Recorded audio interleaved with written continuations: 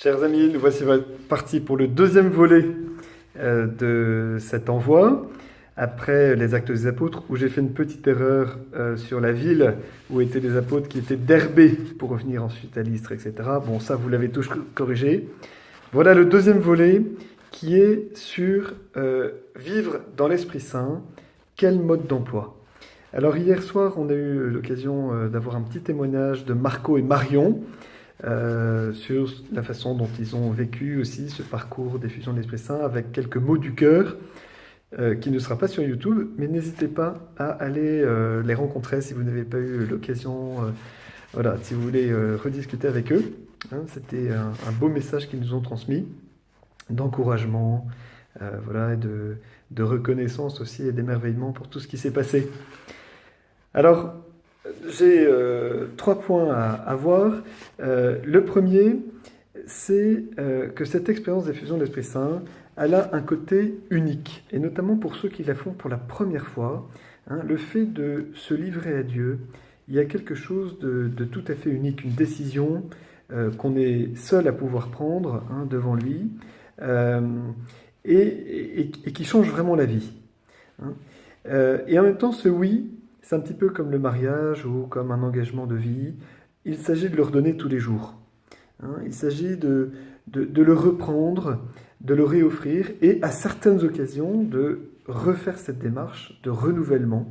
Et c'est pour ça que cette expérience d'effusion de l'Esprit Saint, elle n'a pas forcément à être vécue tous les 6 mois, mais tous les 2-3 ans, c'est bon pour peut-être de la revivre et de redire ce oui au Seigneur, cet abandon qu'on lui a dit. Hein, c'est un petit peu comme un robinet qu'on a ouvert. Vous voyez le parcours d'effusion, c'est un temps où on remet en route un peu les canalisations de l'Esprit Saint en nous, qu'on a déjà reçu au baptême et à la confirmation. Et quand on rouvre le robinet, parfois il est un peu rouillé, donc il a fallu faire un petit peu de nettoyage. Et ensuite, on entend les soubressements, l'eau qui sourd et qui crache, voilà, avec un peu de boue, avec de l'eau pas tout à fait claire. Hein. On remet en route les choses et une fois que le courant revient, l'eau devient de plus en plus limpide et puis c'est reparti. Voilà, c'est ça le sens de l'effusion de l'Esprit Saint. Hein. Remettre le robinet en route et ce serait vraiment dommage de le fermer dès le 24 novembre. Hein. Gardons-le ouvert. Hein. Gardons ce robinet ouvert, coulé à flot abondamment. L'Esprit Saint, les réserves sont infinies, donc allons-y, vivons-en. Hein. L'autre point aussi, c'est que ce parcours avait pour but de vous aider à apprendre à prier. En fait, c'était pas seulement, vous voyez, de mettre en route une dynamique, et notamment dans le week-end de retraite, hein, c'est vraiment une école de prière. Un petit peu comme le dit ce dicton chinois, mieux vaut apprendre à quelqu'un à pêcher que de lui donner un poisson. Hein, on aide davantage une personne à mettre en œuvre les choses elle-même. Et en fait, là j'aimerais vous dire un petit peu quel est le ressort de la vie spirituelle qu'on trouve dans beaucoup de spiritualités différentes. Hein, que ce soit les carmes, les jésuites, le renouveau charismatique. Hein, c'est qu'il y a 2 choses qui nous permettent d'avancer dans la foi. Ce qu'on appelle une voie purgative, qui est une voie où on nettoie les choses. Voilà, on met le robinet, on nettoie le robinet, on débouche les canalisations. Hein. Ça, c'est le fait de la voie de purification qu'on retrouve dans les promesses baptismales au moment de la renonciation au mal. Hein, et qu'on renouvelle à travers le sacrement de réconciliation. Donc ça, c'est une chose. Et la deuxième, c'est ce qu'on appelle la voie illuminative, c'est de se laisser remplir par Dieu. Hein, c'est ce que nous avons vécu avec la contemplation de Jésus, l'adoration eucharistique, les sacrements, hein, l'Eucharistie, les partages entre nous, les témoignages. Voilà, on se laisse aussi remplir par Dieu. Voilà, les 2 choses marchent aussi un petit peu ensemble, hein, mais ça, il est bon d'en avoir conscience.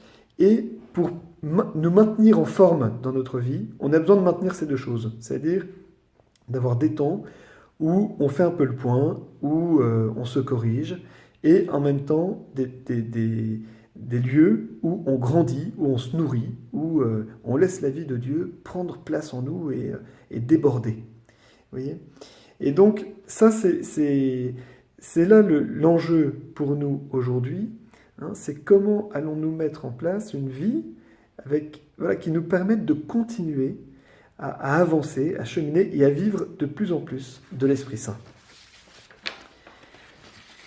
Voilà, c'est un petit peu comme une montgolfière. Alors moi j'ai eu une expérience assez amusante il y a quelques années où on nous a proposé de vivre ensemble avec toute la communauté de l'Emmanuel du Nord un renouvellement de l'effusion de l'Esprit Saint. Voilà, sur 4 mois, de septembre à décembre. Et je me souviens qu'au mois de décembre, qui était un mois très chargé pour le jeune prêtre que j'étais, un tout jeune prêtre, je m'étais pas très bien préparé à l'effusion de l'Esprit Saint. Je l'avais quand même reçu, mais bon, je m'étais pas confessé, bon, bref. Hein, on fait les choses aussi avec nos possibilités. Et en fait, au moment du carême, quelqu'un m'a demandé de faire un topo sur les 7 péchés capitaux, voilà, à partir d'un livre que je devais lire. Et donc, 2 mois avant le carême, je me mets à lire ce livre. Et là, je me rends compte effectivement que la voie de purification était pas si bien que ça. Voilà. Et aussi, j'avais reçu une image un petit peu avant, celle d'une montgolfière, où quelqu'un voyait une montgolfière dans le ciel, et qu'il y avait 2 moyens pour faire monter cette montgolfière: mettre du souffle, donc mettre du gaz, hop, il faut que ça brûle, il faut que ça chauffe, et en même temps lâcher du lest.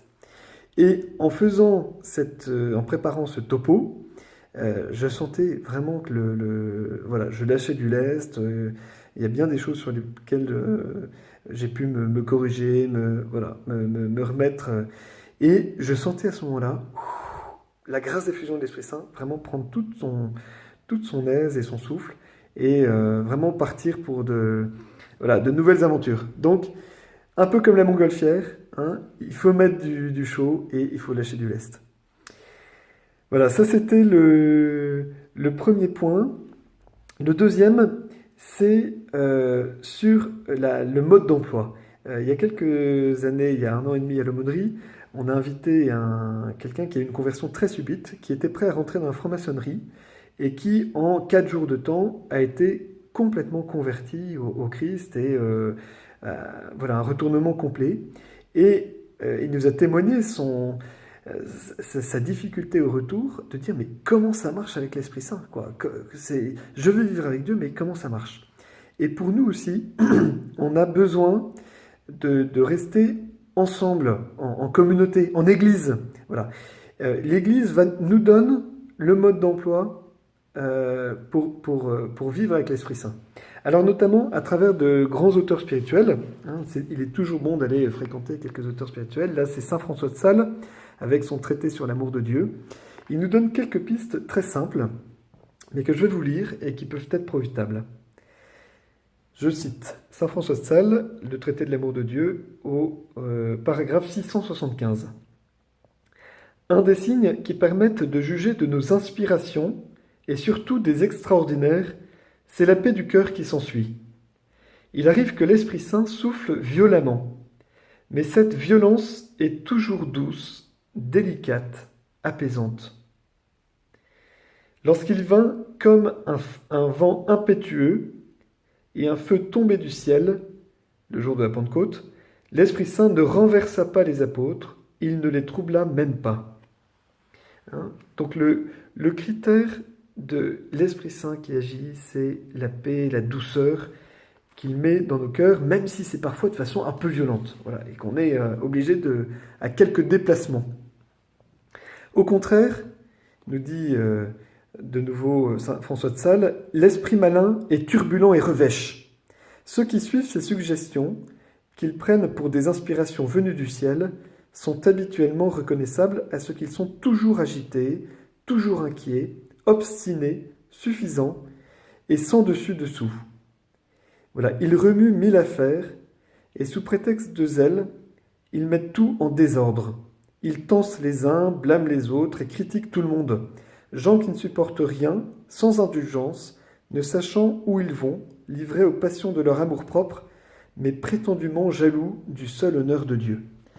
C'est-à-dire sous prétexte d'être de grands spirituels, de penser avoir toute la connaissance de Dieu, on peut en fait être guidé par le mauvais esprit. Voilà. Où c'est plus l'orgueil personnel qui parle. Et donc le critère, c'est la communion ecclésiale, la douceur. Voilà. Vous vous souvenez de cette petite phrase vue au week-end dans l'évangile de Marc, ayez du sel en vous-même et vivez en paix les uns avec les autres. Ayez de l'ardeur et en même temps la paix les uns avec les autres. Voilà. Et dernier point, la mission. La mission, on est fait pour ça. L'Église est faite pour être missionnaire, pour annoncer. Et là, il y a un très bon petit livre de Monseigneur Emmanuel Lafon, qui a été écrit quelques mois avant l'arrivée du pape François, qui s'appelle Jérémie revient. Et Monseigneur Lafon nous a avoué qu'il a été exaucé quand le pape a été élu. C'est-à-dire qu'il voit dans le pape vraiment un prophète qui porte des intuitions tout à fait actuelles pour aujourd'hui.